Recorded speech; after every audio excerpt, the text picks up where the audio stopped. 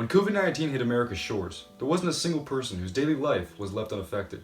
For almost everybody, this meant quarantining at home for indefinite periods of time, with little to no physical contact with the outside world.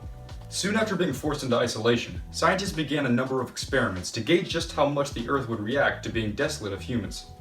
One of the first countries to initiate a strict quarantine was China, as they were ground zero for the COVID-19 pandemic. Researchers from Stanford University have concluded that since the country was put into lockdown, there has been a 25% decrease in overall carbon emissions. As China is one of the most egregious polluters in the world, this meant an estimated 200 million tons of CO2 were emitted into the atmosphere in this time period. The same study concluded that this cutback on greenhouse gases may have saved the lives of roughly 4,000 young children and 73,000 elderly adults in the past 2 months.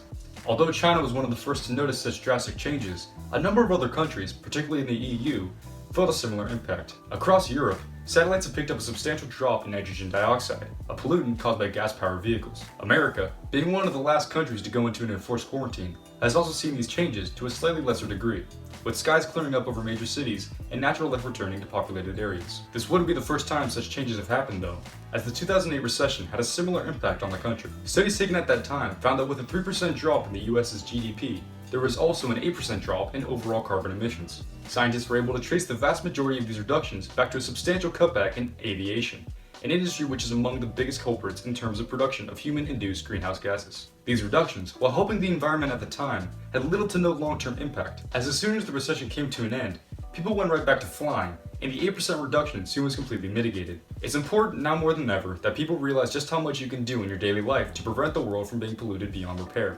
Things like turning the lights off when you leave a room and not letting the engine run in your car may seem trivial and unsubstantial, but minor actions like these over an extended period of time can massively reduce your carbon footprint. With the popularization of video conference resources like Zoom, it's now easier than ever to hold meetings around the world without the necessity of flying to a destination to meet in person. Although taking steps like these may lead to an interruption in the usual flow of your daily life, they are more than necessary if we want to have any hope of putting a dent in humanity's carbon emissions.